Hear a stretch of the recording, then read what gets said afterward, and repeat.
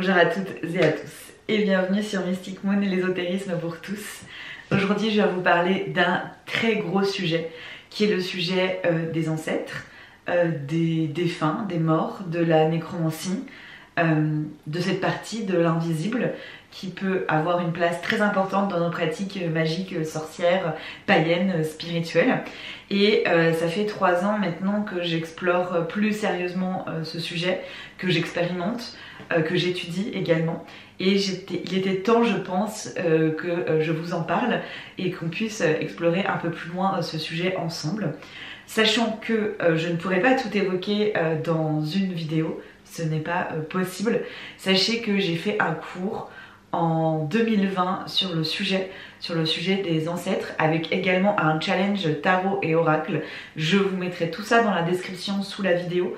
Alors je pense que depuis j'ai encore beaucoup évolué sur le sujet et que ça nécessiterait que je refasse à nouveau un cours sur le sujet, mais déjà ça vous donne peut-être des aspects pour pouvoir débuter quelque chose de plus concret dans la pratique spirituelle et magique.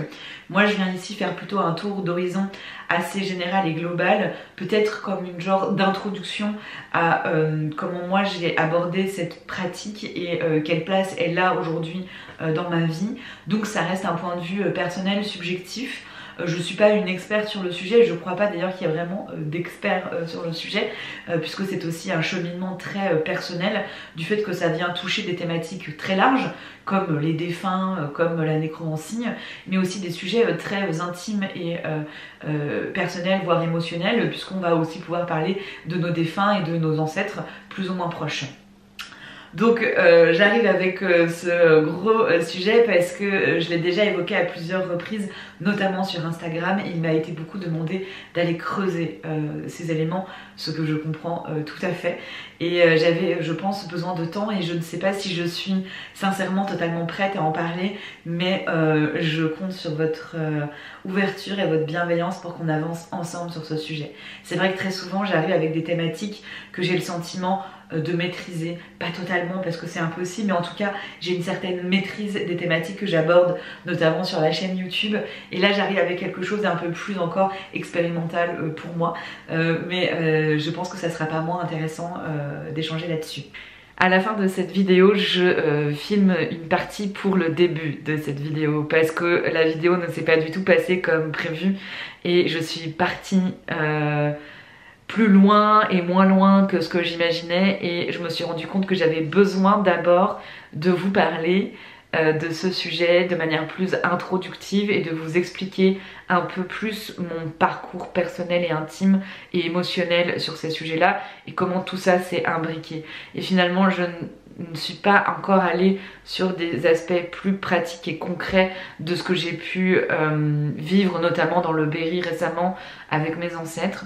Je vous parle d'aspects très concrets, mais pas autant que ce que j'avais imaginé, et donc à la fin de cette vidéo je vous annonce que je vais faire une série de vidéos sur le sujet finalement, alors que c'était pas du tout prévu. Je me rends compte que c'est vraiment quelque chose que je dois développer et que je dois défaire toute cette pelote avec vous, mais que du coup ça va forcément pas être aussi clair que ce que j'ai l'habitude de vous transmettre, là où je me sens complètement dans le contrôle, même si on ne l'est jamais vraiment. Là je sens bien que je ne le suis pas du tout, et du coup voilà, ça me demande un peu plus de temps pour en parler et d'aller un peu plus au fond des choses avec des détails qui paraissent peut-être futiles mais qui pour moi sont importants pour vraiment suivre ce fil et cette pelote. Et donc je vous invite à me mettre dans les commentaires pendant la vidéo les questions que vous auriez sur le sujet, pour que les prochaines vidéos, peut-être ça m'aide aussi à mieux cadrer. Je vous le redis à la fin, mais je vous le dis aussi au début, comme ça c'est fait. Et donc il y aura d'autres vidéos avec peut-être un peu plus de cadre, j'espère, et aussi plus d'éléments concrets et pratiques. Merci d'avance de prendre le temps d'écouter cette vidéo parce que je pensais pas qu'elle serait aussi forte pour moi, mais voilà, c'est fait. et du coup je vous laisse avec la suite. Au moment où je filme cette vidéo et où je vais la publier, on sera extrêmement proche du 31 octobre qui correspond à l'intersaison entre l'automne et l'hiver, le moment où le voile entre les mondes est au plus fin. On l'appelle également le sabbat de Samhain et du coup c'est plutôt intéressant que cette vidéo arrive à ce moment-là. C'était pas vraiment recherché ou voulu dans le sens où cette vidéo arrive aussi et surtout après d'expériences suffisamment transformatrices pour moi qui se sont passées en septembre en lien avec mes ancêtres pour que je me sente prête aujourd'hui à en parler un peu plus précisément. Donc on va commencer par le commencement et en fait on va évoquer différents sujets. On va évoquer la généalogie, on va évoquer les ancêtres, on va évoquer la nécromancie, on va évoquer la magie des morts, on va évoquer l'invisible et tout cela en fait j'ai décidé le parti pris de cette vidéo et que je vous raconte tous ces éléments à travers mon expérience et les différentes étapes en fait qui m'ont amené à découvrir ces différents sujets et à les expérimenter. Et la première étape de ce sujet, c'est la généalogie. En fait, tout ça a commencé par ce besoin personnel mais aussi spirituel de mieux comprendre ma lignée d'ancêtres de sang. Puisque les ancêtres, il peut y avoir plusieurs approches. On peut considérer les ancêtres de sang, les ancêtres de tradition, les ancêtres de lieu. Tout ça j'en parle dans un cours que j'ai créé et qui sera accessible en description sous la vidéo et donc je parle notamment de cette différence. Moi là ici je me concentre en tout cas pour le début sur les ancêtres de sang, donc mes parents, mes grands-parents, mes arrière-grands-parents et jusqu'au finalement aux premiers hommes qui font que je suis là aujourd'hui. C'était important pour moi parce que, et c'est là aussi c'était compliqué pour moi d'aborder ce sujet, c'est que ça vient du coup toucher à une partie très personnelle, très intime et aussi une partie qui ne m'appartient pas uniquement puisque c'est mon histoire familiale et mon histoire familiale appartient à ma famille et pas à moi personnellement. Donc je ne peux pas en parler et je crois aussi que je ne veux pas en parler. C'est une histoire familiale autant paternelle que maternelle qui est complexe. Et j'ai connaissance réellement uniquement de mes parents et je pense qu'on ne vit pas toutes et tous la même chose par rapport à ce sujet, mais pour ma part j'avais besoin de connaître et de comprendre ce qu'il y avait avant mes parents. J'avais besoin, et je pense que c'est aussi lié à mon avancée dans ces pratiques spirituelles et païennes et magiques et sorcières. Toutes mes pratiques, je pense, pour ma part en tout cas, m'ont guidée vers cette nécessité de se sentir relié.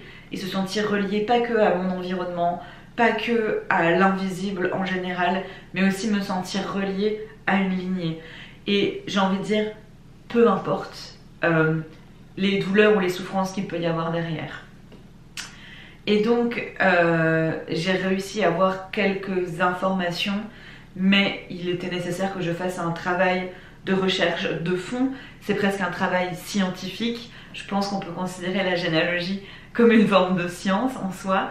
Et donc ça a été pour moi vraiment une démarche de recherche pure et dure au départ. Et jamais, au grand jamais, je n'aurais imaginé que ce soit aussi, j'en suis pleine d'émotions encore aujourd'hui, un travail qui m'impacte autant émotionnellement et spirituellement et magiquement. Parce que pour moi c'était vraiment purement rechercher des noms, des dates, des lieux, des métiers, créer l'arbre de ma famille et en fait c'est une démarche qui n'a jamais été faite. Vous savez parfois dans des familles il y a déjà eu ces démarches de créer un arbre généalogique. De ma connaissance ça n'existe pas dans nos familles et j'ai sans le savoir et sans le vouloir porté une mission et un poids qui m'a très vite dépassée. Ça a été d'une puissance incroyable et j'ai appris et compris des choses très importantes pour moi et aujourd'hui ce travail n'est pas encore fini 3 ans après parce que je ne le fais pas en continu. Je fais des longues pauses de plus de 6 mois en général entre chaque recherche parce que ça vient réveiller des choses et alors que je ne les connais pas, parce que comme je disais je ne connais que mes parents mais même ça vient réveiller des choses. Je suis désolée, je vais essayer de m'exprimer un peu plus clairement. C'est une vidéo qui va changer de d'habitude, ça va être un petit peu plus chaotique que d'habitude. Mais pour résumer, c'est venu toucher des choses au-delà de ce que je pouvais penser. Et c'est un travail qui finalement pour moi est devenu un outil de ma pratique païenne, magique, spirituelle, sorcière. Et ça c'était vraiment inattendu. Donc ça a été vraiment mon point de départ de me dire je veux aller plus loin.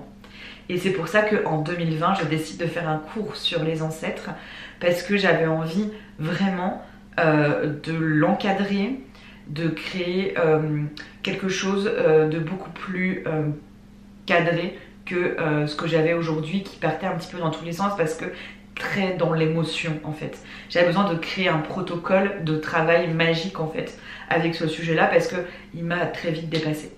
Aujourd'hui je n'ai toujours pas fini cette généalogie, j'en suis vraiment pas loin. J'ai remonté beaucoup de lignées, certaines jusqu'en 1600, donc c'est juste incroyable. Et il y a aussi beaucoup de deuil à faire dans la recherche généalogique, en tout cas pour ma part. Et je suis encore beaucoup dans l'émotion parce que je pense que je n'ai pas encore terminé ce deuil pour certains aspects. Ça paraît très bizarre parce que ce ne sont que des recherches, mais ça m'a vraiment beaucoup impacté.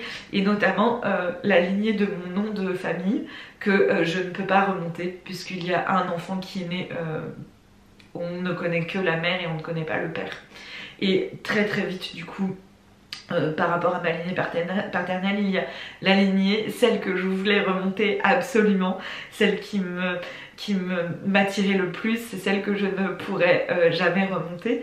Et ça a été aussi un long travail et c'est pour ça que j'ai eu du mal à faire cette vidéo qui m'a été beaucoup demandée. C'est parce que je savais que j'allais être dans cette émotion, je pensais que je l'avais dépassée mais finalement pas encore. Rien de dramatique, je le sais, juste c'est de l'émotion pour moi. Et donc c'est aussi beaucoup de travail de deuil en fait, d'accepter qu'il y aura toujours des zones d'ombre. Donc c'est aussi un grand travail psychologique et émotionnel. Je ne sais pas si tout le monde est prêt à faire ce travail. Moi je pensais être très éloignée de tout ça vu que je n'ai pas connu mes lignées ni maternelles ni paternelles. Je connais que mes parents encore une fois.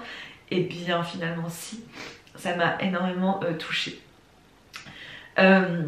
Voilà pour ça. Et du coup ça m'a donné envie d'en savoir plus. Et est venu beaucoup de synchronicité à moi. C'est assez hallucinant. Pour vous donner un exemple, j'ai fait mon premier travail généalogique la première année. Et j'ai commencé à du coup me dire il faut que je l'associe aussi à une pratique. Et donc à y associer des prières, à associer des rituels pour exprimer que j'étais dans cette quête de compréhension. J'ai commencé à faire des voyages en état de conscience modifié pour essayer d'avoir en fait des travaux en parallèle de cette recherche un peu plus scientifique qu'est la généalogie pour l'accompagner en fait et que ma pratique vienne soutenir finalement ce travail-là. C'est là où j'ai commencé réellement le travail avec les ancêtres que je faisais avant mais de manière un peu automatique, ça fait partie d'un cadre de pratique mais que j'avais pas vraiment exploré émotionnellement et donc réellement, véritablement. C'est là aussi que j'ai compris que l'implication des émotions dans ces pratiques est extrêmement importante pour moi. Et donc je me perds un petit peu. Ce que je voulais dire c'est que je fais ce travail la première année, je l'associe à un travail magique, je m'arrête. Parce que ça a remué beaucoup de choses. C'est le moment où du coup j'ai vu que cette lignée-là je ne pouvais pas la remonter et ça m'a fait beaucoup de mal. C'était il y a 3 ans et j'en suis toujours dans cette émotion. L'année d'après, donc quasi 1 an après, donc à l'automne d'après, je me relance dans mes recherches généalogiques. Le lendemain où je relance mes recherches généalogiques, je reçois un mail d'une personne me disant je vous ai trouvé parce que mon arbre généalogique est en ligne, bref, j'utilise des outils comme Généanet, Family Tree, Family Search, il y a beaucoup de sites internet gratuits qui vous permettent de faire des recherches généalogiques et je fais aussi beaucoup mes recherches à travers les archives des départements où c'est du numérisé, donc des textes qui sont numérisés, donc il faut tout faire des recherches manuelles, c'est très long et complexe. c'est un vrai travail de fourmi. Mais bref, et donc avec ces outils en ligne, on peut partager son arbre généalogique et faire des correspondances avec d'autres arbres généalogiques. Et donc j'ai une personne qui m'appelle, enfin qui m'envoie un mail en disant je vous ai trouvé, c'est incroyable, j'ai des informations à vous donner, j'ai des photos, j'ai des lettres que je peux vous partager. Le lendemain que je reprends ces recherches-là, et vous pouvez y voir une coïncidence, moi je l'ai su au plus profond de moi que c'était pas une coïncidence et que c'était pour me dire tu es sur la bonne voie et on est prêt à t'aider, continue ce travail. J'ai continué le travail, j'ai découvert d'autres choses, je suis allée plus aussi au niveau de la lignée maternelle qui est tout aussi voire plus compliquée. Il y a un gros trou aussi à chaque fois, à peu près au même endroit et où je peux pas avancer complètement. Donc c'est très dur de devoir faire l'impasse sur des branches complètes, mais je dois le faire. Et encore un travail très difficile que j'arrête. Et donc voilà, c'est tout ça pour vous dire que ce travail généalogique se fait par à coup. Et c'est ça qui m'a vraiment ouvert la voie d'une pratique en conscience en fait. Je ne dis pas qu'il faut faire de la généalogie pour travailler avec ses ancêtres, pas du tout. Je vous explique vraiment mon parcours à moi et les étapes qui m'ont amené à ça. Et où du coup c'est venu renforcer toute la recherche d'histoire liée à ma famille qui finalement depuis le début c'est elle qui m'a emmenée dans ces pratiques. Et c'est ça qui est vraiment fort pour moi, c'est que finalement ce sujet des ancêtres est présent dans ma pratique mais n'a jamais vraiment été central et ce n'est jamais vraiment ce que je vous ai partagé parce que je pense que c'est encore pour moi trop, vous voyez, sensible, émotionnel, intime, tout ce que vous voulez et que j'ai beaucoup de difficultés à l'aborder. Mais finalement c'est lui qui m'a amené même dès le départ dans ces pratiques puisque ma famille venant du Berry, je me suis beaucoup renseignée sur le Berry, sur certaines personnes de ma lignée et que j'ai compris beaucoup de choses qui étaient en lien avec notamment la médiumnité ou la sorcellerie qui m'a permis de mieux me comprendre moi et ce que je pouvais vivre depuis des années et qui m'a amené plus concrètement dans ces pratiques puisque j'ai en partie commencé par la sorcellerie des campagnes du Berry. Donc tout est de toute façon relié et je pense qu'un jour je reviendrai plus armée en termes d'outils, de cadre et émotionnellement aussi pour vous en parler encore plus concrètement. Mais voilà pour ça. Et donc, par la suite, en parallèle à ça, il y a d'autres pratiques qui se mettent en place, dont les pratiques nordiques, puisque il y a 3 ans j'ai commencé mes recherches généalogiques. Il y a 3 ans, je m'installais en Suède, en Scandinavie et dans le Grand Nord notamment, ce qui m'a permis aussi de m'ouvrir à d'autres types de pratiques, qui m'a ouvert à d'autres choses comme tout l'aspect obscur et la mort, qui est tellement présente ici puisque on a quand même 3-4 mois par an, on est dans une quasi totale obscurité et plus de 6 mois, bien 6 mois en tout cas de l'année où il fait extrêmement froid et où tout est gelé. Donc cette présence de la mort est tellement forte ici et aussi tellement présente dans les mythologies nordiques et dans cette cosmologie nordique avec les mondes, etc. Bref, ce sujet de la mort commençait à être un sujet qui prenait une toute autre dimension par rapport à ce que j'avais expérimenté jusqu'à maintenant, qui était plus relié à cette idée de cycle que je vous ai déjà beaucoup partagé, qui est le cycle de la vie, de la mort et de la renaissance. Et je le voyais comme une partie du cycle, et là c'est comme s'il venait s'isoler, cette partie du cycle elle venait s'isoler et que je venais l'expérimenter plus en profondeur. Et donc c'est là où j'ai commencé aussi à m'intéresser au sujet de la nécromancie. Qui est ce qu'on pourrait définir comme la magie des morts, mais avec une approche de haute magie, d'occultisme, ce que je fais très peu. C'est-à-dire que c'est pour ça que c'est un sujet qui est tentaculaire et je pense que je vais faire plusieurs parties de vidéos sur le sujet parce que je vois que le temps tourne et que j'arrive pas à avancer concrètement parce que je pense que j'ai envie de faire tenir ça en une vidéo courte et que ce n'est pas possible. Donc il y aura plusieurs vidéos, on va dire que ça c'est la première partie, un peu introductive et comme ça j'irai creuser sur les différents sujets par la suite. La nécromancie, Donc comme je vous disais, c'est une approche de haute magie et d'occultisme, et que pour ma part, j'ai plutôt une approche de basse magie. Alors, c'est des noms qu'on leur donne. Est-ce que c'est important qu'on les appelle haute magie, basse magie? J'en sais rien. En gros, c'est des approches qui sont différentes de la magie. Où du coup, on peut catégoriser par exemple la sorcellerie des campagnes, ou encore un aspect, la magie des éléments, ou la magie des plantes, par aspect aussi dans la basse magie. Mais bon, c'est pas aussi simple que ça. En gros, dans la haute magie, on va retrouver les occultistes notamment, et on va retrouver des approches de la magie qui sont différentes. Et en fait, toute cette idée de basse magie, de haute magie, moi je suis un petit peu au milieu, où j'essaye en fait d'être en collaboration avec l'invisible et les puissances et les énergies.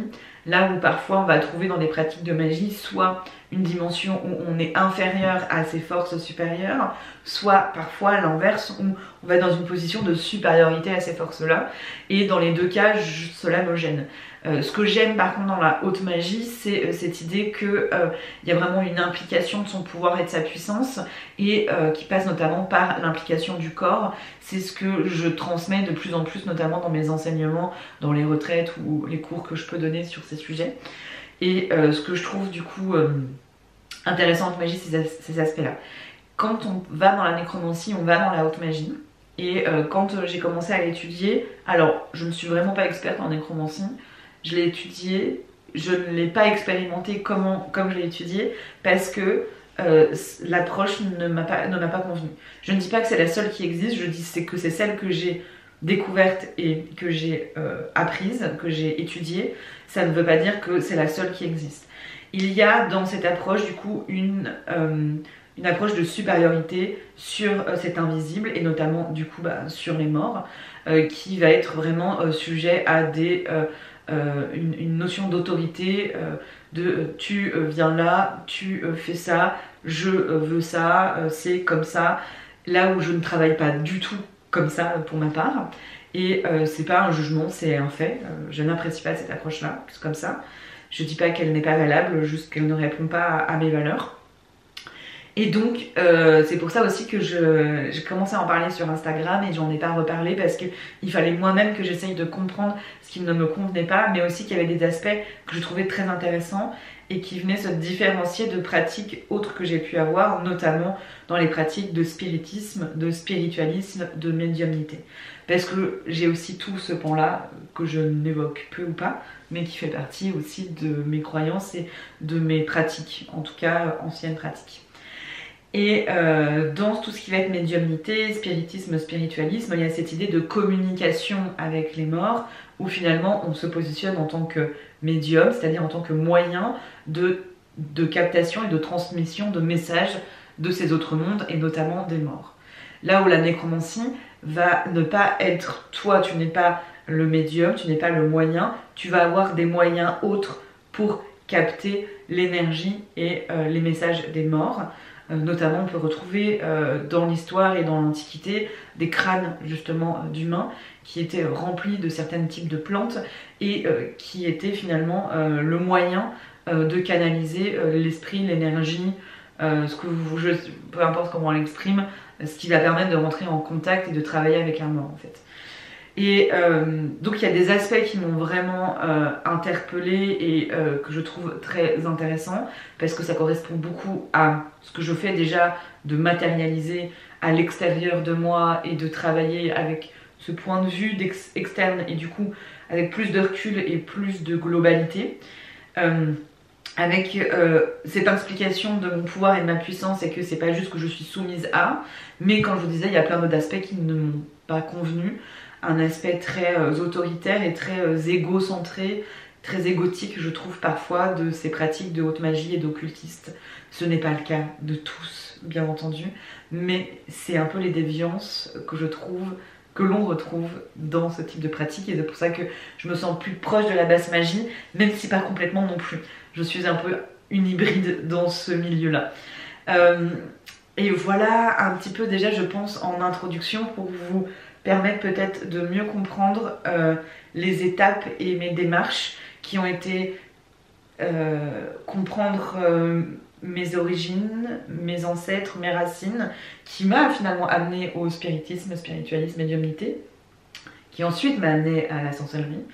Et ensuite, plus tard, je me suis mise dans la généalogie, ce qui m'a fait permettre de commencer à créer un espèce de protocole dans cette pratique pour nourrir cette recherche et qui m'a emmené ensuite vers la nécromancie. Tout ça avec également mon lieu de vie qui m'a aussi poussé vers ça et de petit à petit mes croyances nordiques et mon initiation au paganisme nordique. Donc c'est hyper tentaculaire comme sujet pour moi et aujourd'hui je ne me sens pas de le traiter comme un sujet d'étude classique comme je peux par exemple transmettre ce que j'appelle la magie saisonnière ou la magie des éléments. Là, pour moi, on vient toucher à quelque chose qui n'est pas juste de l'ordre de la technique, de principe, de protocole, d'apprentissage avec un cadre tout prêt. Là, c'est tentaculaire et ça me touche personnellement beaucoup. Mais je suis heureuse d'avoir fait cette première vidéo sur le sujet. Je ne pensais pas du tout que cette vidéo ressemblerait à ça et je pensais vous apporter vraiment plutôt un cadre de pratique.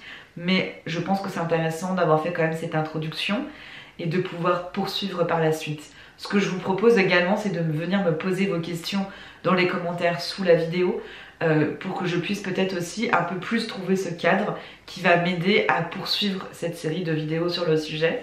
Merci de tout cœur en tout cas pour votre écoute et je reviens très vite vers vous notamment pour vous parler des expériences que j'ai pu vivre dans le Berry avec mes ancêtres et les différentes pratiques que j'ai mises en place. Donc voilà pour ça. Merci encore et je vous dis à bientôt sur Mystic Moon.